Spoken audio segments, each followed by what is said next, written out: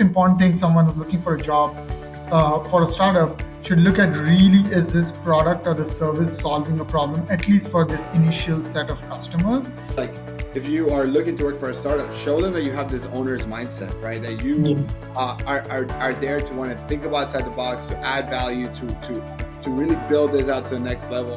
When you're looking to work for big companies, it's a very different way of looking at your job and job satisfaction. Where do you find the meaning?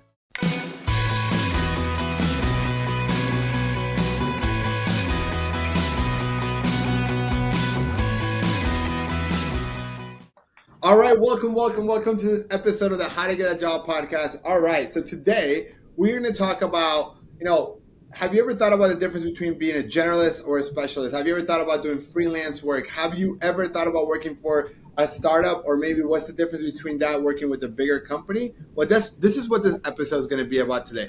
And to talk about this, I have Shaikh. He is the co-founder of CleverX, two-time founder, and just a genuinely very smart guy. So Sharekh, welcome to the show. Pleasure to be here, Daniel. Appreciate having me over. No, so super excited to have the conversation. You both work for bigger businesses and also now as a founder. I want to get your perspective on, why should, job seekers consider looking for jobs with startups? Why should it not only apply at the big companies and big brands that we all recognize? Yeah, that's an amazing question, Daniel. I think it definitely is a question that everyone has to answer individually for themselves. I've worked for big companies and I've started two companies as well, and I can clearly tell you there are two different kinds of people. In general, their personalities, right? When you're looking to work for big companies, it's a very different way of looking at your job and job satisfaction. Where do you find the meaning? So a lot of people who want to work for big companies, in all honesty, are also looking for some kind of status quo. That hey, I work for Microsoft or OpenAI or a big brand, so that adds to their status quo of the life. Of course, pays better than most of the startups can afford working for a company like a Microsoft and Apple. Um, but when it comes to the actual job, there's a very high likelihood that you will have very confined set of roles and responsibilities doing a particular set of jobs. These companies are matured enough; they know what they're expecting from every employee in that particular job role. So, if you're looking to be in a specific set of rules, working for a large company, having that status quo, the security, and the money part of it, I think big companies are the best fit for someone who's looking for those things. On the other end, a startup is a completely different ball game altogether. It's on the other side of the spectrum. Startups are nothing but an experiment. So you're going to be working with a very small team of people. You're going to be working for more number of hours, so the work-life balance doesn't look that good compared to like a big company's job. Probably the pay is lower because it's a startup. They're still trying to get the company off the rails. There is also the thing about, so those are probably not the most positive things about working for a startup. But the positive thing about working for a startup, which a lot of people find meaning in, is you get to do a lot of things. So your learning in a startup is always going to be way more than your learning is going to happen at a big company. So it depends how you see it personally in your life where you are. Are you in your early 20s or you're in your mid 30s? I think people decide based on that where they want to go. It also depends on your financial goals as well. So if you want to learn, sacrifice some financial goals, you go for a startup. But if you're looking for the other things, I think you should work for a big company. So we always have these conversations with people when we're hiring them. Yeah. I love kind of how you're sharing it, how you're thinking through, and I think when you're just hearing this, you're like, man, but like this doesn't make sense. Like you're gonna say, you're telling me I'm gonna work more hours and make less money, and I should still consider working for a startup. And I think the question that I have for you is, if you're a go-getter, if you have big dreams, if you have big goals, I think you should be using your early years in your career to get as much experience as possible, and that experience will compound to much more and make up for much more than the more you'll make working at a corporate job where you're going to be doing very specific tasks and not have a bigger vision or bigger scope or bigger responsibilities or bigger impact. And I think if I have advice like for my younger self, I wish I would have actually started my career on a startup. I think I would have been able to Yep. scale up and grew my business much faster than if I did at the corporate at PepsiCo at a more corporate following the SOPs is very structured, Structure. Yep. predictable in a sense. Because that's what a corp like you said when the company is mature, they want predictability. They don't want Yep. uh, you're wearing one hat, very specific. They know exactly what are the KPIs that are required for that role. But in the startup, Yep. you got to be ready to wear multiple hats to be the generalist. But that's awesome when you're starting out. You have the energy, and that's your priority. Like it could be very good.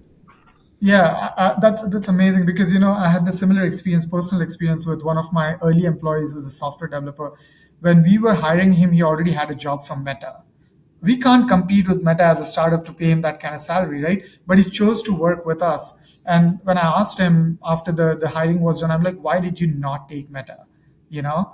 And he's like, Sharekh, if I would have taken Meta, I would have made the money, but I would have been optimizing on one single feature on Meta's platform for the next 3 to 4 years, Yeah.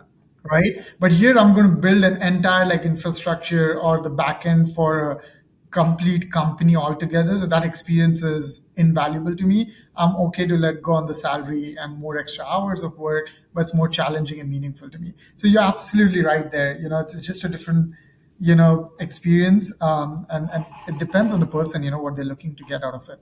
Yeah, and I think that takes you back to the generalist versus specialist, right? Like if you've always been felt like you were like a generalist, like you like multiple aspects of it, or I think a startup will actually be a better route for you than Yep. it would be from a corporate. Like if let's say I think a lot about I come from more of a marketing background, where you come from more of a actually business development or software engineer, but like you were talking about that developer itself. I think of a marketer to your point. If I was working for PepsiCo and I was in charge and I was in the marketing department, I wouldn't just be Yep. running marketing. It would be like, even if I say social media marketing, it would be just one platform, one brand, probably one Yep. state. It'd be like super uber specific. Where if you're doing marketing for a startup, you might like do everything: email Yep. marketing, media marketing, influencer marketing, paid ads, SEO, and so you're learning so much more. What about compensation?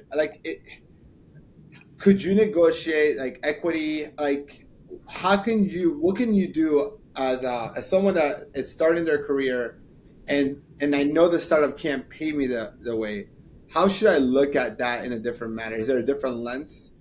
Yeah, I think one thing people who are looking for jobs, especially someone who wants to work for a startup, should be careful about a couple of things. And I say that as a startup founder. So there are a lot of companies out there or startups out there which look incredible on media, right? Which look amazing with PR and how they show themselves or portray themselves. I think the most important thing someone who's looking for a job for a startup should look at really is this product or the service solving a problem at least for this initial set of customers, and does it look like a market that this company could be the next big company in the future. And that's a very difficult decision to make because you really don't know the future. But I've met people personally in Silicon Valley where I live, who are 24-year-olds and their secondary shares with startups that they worked for are now $5-10 million worth, Yeah. right? So because they made the right choice of working with the right founder, the right company, and working in a startup also gives you direct access to a founder. Being a generalist, you get to learn a lot from these guys who are building companies. So those two things add a lot of value. On the compensation front, I think you should, if you truly believe in the company, you should ask for more shares, and be okay with that general salary that you get or the benefits that you get. But I think getting more compensated on a tranche level, which means like in the first year, if I perform really well, these are the shares I should get, and that should like keep getting added every 2, 3, 4, 5 years depending on the tenure that you have in the company's growth as well. So if you can associate your growth to the company's growth and have those conversations with the founder or the HR person in that startup, I think that's a really good way to build that wealth over long term. Because there is a very high likelihood if the startup takes off, you will make way more money that you would make in a career with a large corporate, working for them for like even 10 years. Yeah, yeah, absolutely. So now that, like, somebody listening to this and like, you know what, you guys are right, I want to go work for a startup. How should they be thinking about preparing for or applying to a startup versus differently from applying for, a big established mature corporation? Yeah, I mean, we see this quite often, right? You see all these jobs of large corporates on LinkedIn and big job sites, right? Most of the people who are on Angel List are actually not on those other job sites. Angel List is like this platform where people can go and look for jobs at startups. I think it's one of the best platforms because most of our team has been hired from there. Now, when you're looking to get a job in a startup, it's very different than the way you apply for a job at a corporate. A corporate, the HR recruitment process is so structured. They'll go through your bios. If they like you, they'll invite you for an interview, and there's a different process. I would highly recommend people. This is one really amazing hack for people who are looking for jobs at startup is to directly send a note to the founder with some information that he is already thinking about and that you have some kind of solution for that problem for him. Mm. So you got to do your research about that industry, about that company, and you know that they can improve on these things, right? So, for example, a company can do really well if they, let's take your example as a marketer, right? You know that this company can do really well if they focused better on social media marketing and positioning themselves. So if you can write a really good note saying like, hey, I've seen your social media post for the last 6 months. I think this is where you're struggling. I think these are the 4 or 5 things you should do, and I can help you, get to those things. Would you want to like just grab a coffee or have a chat with me? Yeah. I think that is the most amazing hack. Any new person can build that relationship with the founder and then take the conversation forward when it comes to getting a full-time role.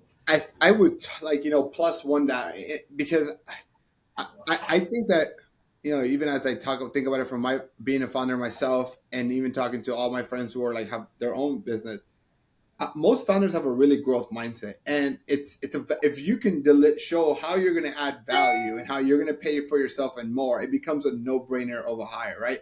If somebody That comes to me and be like, hey, Daniel, I see an opportunity for you to be able to get clients doing A, B, and C, right? I can get those because like, here's $500,000 of extra revenue, and then all I'm looking for is an opportunity to show you, and prove to you, and you make it risk free, right? Either you Yeah, pay them the salary or they take some of the upside. It becomes a yeah, no brainer for a founder who is just looking to grow, and is always willing to hear out people who have ideas about their business. And the way you could take away that risk, I think that I would say, like, if you are looking to work for a startup, show them that you have this owner's mindset, right? That you yes. are there to want to think about outside the box, to add value, to really build this out to the next level, and show them how you are connected to the vision. And I love that you're sharing. Go straight to the founder. Like, I think founders that I've never heard of a founder who's not open to those conversations. 100%. And it also shows like to the founder that this person takes an initiative, right? You're looking into their behavior as someone who's reaching out to you saying like, hey, I researched, I put in the time. You're not just like a one-click job application for me. I really care about this company or this industry, and I want to help you solve that problem. But also shows the initiative of the candidate that they are willing to reach out and make it happen, because that's a trait that every startup looks for in the early employees, is Yeah. the idea of having the initiative, taking the responsibility, the ownership of doing things. Because in big companies you don't need to have the initiative, you're just told what you're supposed to do, and if you're great at doing that, good for you, right? But in a startup you need people with initiatives. Yeah. 1,000%. So I know that you've started multiple startups, but the one that you're currently managing and trying to grow is Clever Eggs. Can you share us a little bit more about that? Yeah, CleverX is a audience discovery platform for market research teams. Think of us like a LinkedIn alternative to conducting market research. So we have thousands of people, senior business professionals on the platform, and market researchers, product researchers come on the platform to conduct research with them. We also have this incredible page on our platform called as the opportunities page, where people can literally go to the platform and apply for research opportunities to participate in them and get paid for it. So we have a pretty strong growing business. we went profitable this year, which is incredible. And the business has been growing three, fourfold in the last 3 years. Yeah. That's amazing. And so you were talking about like freelance work. Can you share more about that? Yeah, I think I have a pretty decent understanding of the space because I've spent so much time looking at how work is changing. So people generally talk about this whole thing around hybrid work. I don't have to commute, remote work versus work from the office and things of that sort. I think the biggest shift that we're going to see in work is going to come through AI, where your jobs are going to be much more easier to do. But at the same time, it's going to give people more time with work from home plus AI as a combination of trends, where people will be working for one job at 3 days a week, maybe full time, and the other couple of days they might do freelance work. Mm, And I think that's where we are heading as a society in general. In the next 10 to 20 years, that number is going to be a huge number in our workforce, where there's going to be a full-time job for their security and the constant paycheck that needs to come. But maybe people spend 30 to 40% of their working time on doing freelance, things. And they don't have to be related to your full-time job. yeah. They could be something completely different that you enjoy doing. I think I'm really bullish on that trend. Yeah, I see that too.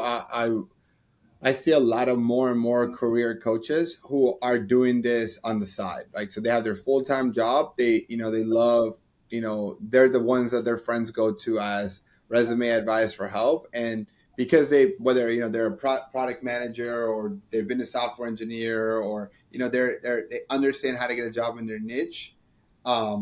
They become like, they create a side hustle or a side gig where it's halfway for passion and halfway to generate a second income. So, I love that. I love that. Awesome. So look, if people listening to this want to learn more about you and Clever X, what's the best way to get a hold of you or connect with you, learn more about you, and also Yeah, yeah, I think just reach out to me on LinkedIn. That's the only social platform that I use, by the way. So reach out to me on LinkedIn.